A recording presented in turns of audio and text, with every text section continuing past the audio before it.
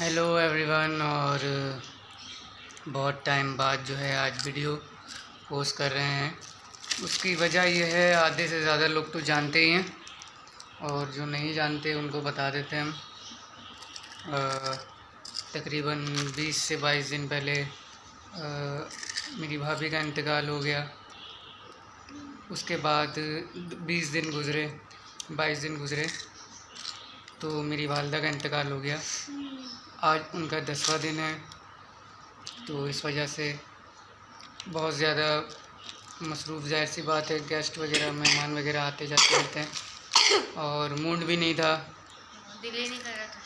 तो इस वजह से वीडियो डाल नहीं रहे थे। अब कुछ दिन और वीडियो नहीं डालेंगे, उसके बाद देखेंगे, जब दिल करेगा उसके बाद डालेंगे वीडियो। अभी क्योंकि मूड नहीं है, अभी भी मूड नहीं था, लेकिन फिर भी मैंने सोचा चलो एक वीडियो डाल देते हैं।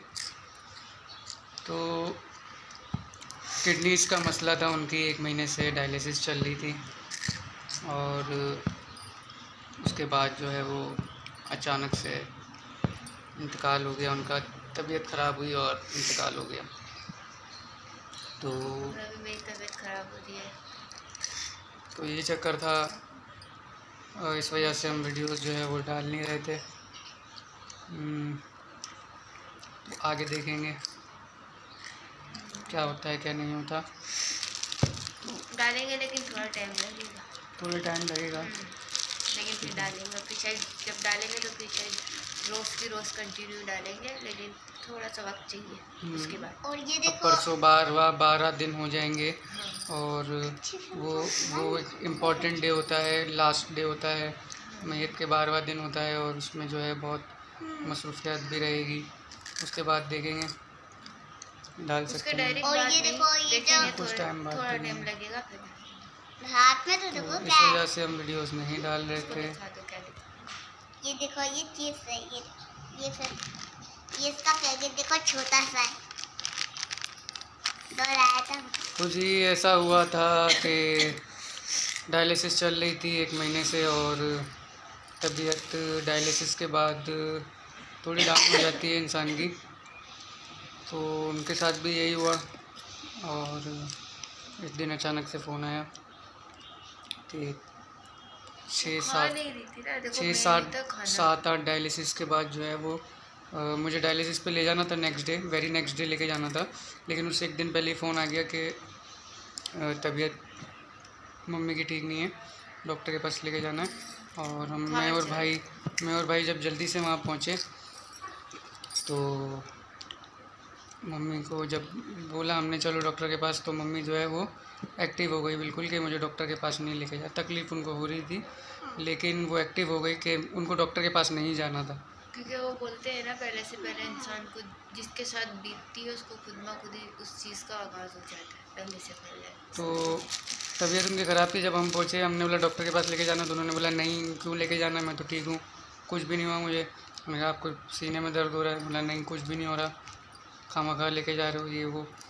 तो ठीक से बात कर रही थी, तो फिर भी मैंने और भाई ने सोचा चलो फिर भी लेके जाते हैं डॉक्टर के पास। और डॉक्टर के पास जब लेके गए और भाई अंदर चले गए डॉक्टर के पास लेके, मैं एक बंदा जा सकता था क्योंकि, तो मैं बाहर ही रहा तकरीबन 1 बजे का टाइम होगा। तो दोपहर का 1 बजे का टाइम होगा, तो एक ही बंदा अंदर जा सकता था। तो मुझे पता ही नहीं है अंदर डेथ हो चुकी है मम्मी की। और मैं 3 बजे का वेट करने लगा, क्योंकि 3 बजे जो है वो मिलने दिया जाता है, मिलने का टाइम होता है। तो और भाई अंदर परेशान हो गए, मुझे बंद नंबर पे फ़ोन लगाए जा रहे। मैं परेशानी में समझ नहीं आता, तो वो मेरे बंद नंबर पे फ़ोन लगा रहे हैं और मैं बाहर बैठा हुआ इंतज़ार कर रहा हूँ कज़न के साथ कि क्या हुआ, तबीयत कैसी है कैसी नहीं है। और फिर जब मुझे लगा कि कोई कांटेक्ट नहीं हो पा रहा, 3 बजे का टाइम मिलने का होता है, तो फिर मैं गया और जाके मैंने अपने कज़न के साथ गया और जाके मैंने जब देखा कि पेशेंट इमरजेंसी में छोड़ कर आए थे तो वहाँ नहीं था, उन्होंने रूम में ट्रांसफ़र कर दिया था। तो मैंने फिर रिसेप्शन से पता किया कि इस नाम से पेशेंट है और उन्होंने बोला रूम नंबर 4 में जाइए। जब मैं रूम नंबर 4 में गया और वहाँ बहुत सारे लोग थे, 25-30 लोग बेड्स पे थे, और मैं ढूंढने लगा क्योंकि सबों का मास्क लगा हुआ, ऑक्सीजन लगा हुआ, किसी को क्या लगा हुआ, तो पहले जैसे मैं समझ नहीं आते, तो मैं ढूंढने लगा। तो कज़न भी मेरा ढूंढने लगा तो मिला नहीं मुझे। फिर जब हम रिटर्न में देखने लगे, मैंने कज़न को कहा कि अब जो है वो ध्यान से देखना यार, एक एक बेड देखना, मम्मी तो यही है वो कह रहे हैं। तो जब देखा तो मम्मी बेड पे लेटी हुई थी और ऊपर ना उनके शाल रखी हुई थी, उनकी जो होती है वो शॉल से मैं पहचान गया।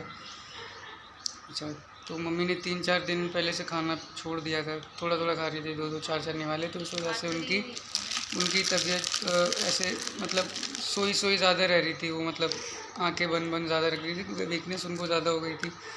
तो जब मैंने शॉल देखी उनके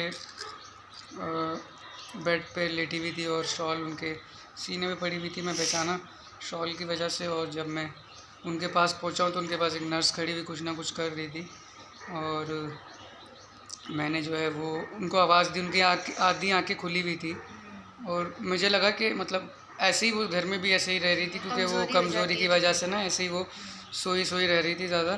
तो आधी आंखें खुली थी और मैंने उनको आवाज़ मारी, मैंने बोला मम्मी, ऐसे हाथ लगा के मैंने उनको बोला मम्मी, तो जवाब नहीं दिया। और नर्स ने मेरी तरफ इस तरीके से देखा ना, तो मैंने बोला इनकी तबीयत कैसी है, तो उन्होंने बोला आप बाहर जाओ।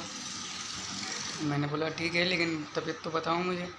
मैंने फिर आवाज़ लगाई मम्मी, तो उन्होंने नर्स ने फिर गुस्सा किया कि मैंने आपको बोला ना आप बाहर जाओ। तो उनका रिएक्शन फेस का कुछ ऐसा था कि मैं समझ नहीं पा रहा था।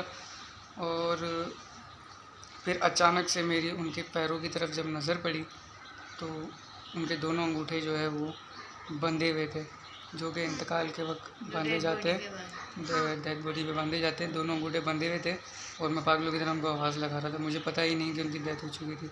तो ये बहुत बड़ा, पाँव से ज़मीन निकल गई थी मेरे उसको देखकर। मैं समझ रहा था कि वो सो रही है, लेकिन जब उनके पाँव की तरफ मेरी नज़र पड़ी तो वो दोनों अंगूठे बंधे थे, और बस वो देखकर पाँव से ज़मीन निकल गई। कज़न मेरे थे वहाँ पे, उन्होंने संभाला मुझे। तो इस तरीके से वो जो है दुनिया से हमें छोड़कर चली गई, और बस क्या कह सकते हैं। तो ना भाई, सब्र दे पूरी फैमिली को हमें अल्लाह, और उन्हें अच्छी जगह दे, बस ये दुआ है। बाकी देखेंगे आगे, फ्री हो जाए जब बंद होगा तो फिर आगे बनाएंगे वीडियो। इस तरह से हुआ था ये, तो 2 झटके बल्कि 3 झटके लगे थे। 20-22 दिन बाद जो है वो वालिदा का भाभी का इंतकाल हुआ 20 दिन पहले। उसके बाद 20-22 दिन बाद वालिदा का इंतकाल हुआ, उसके 24 घंटे बाद 28 घंटे बाद वालिदा के ताया का भी इंतकाल हो गया। तो ये चीज़ें बड़ी इस महीने में देखी, 1 महीने में 3 डेथ हो चुकी। तो भगवान सबको सब्र दे, सबकी फैमिली को सब्र दे, बस ये दुआ कर सकते हैं। मिलते हैं आप लोगों से फिर, ठीक है।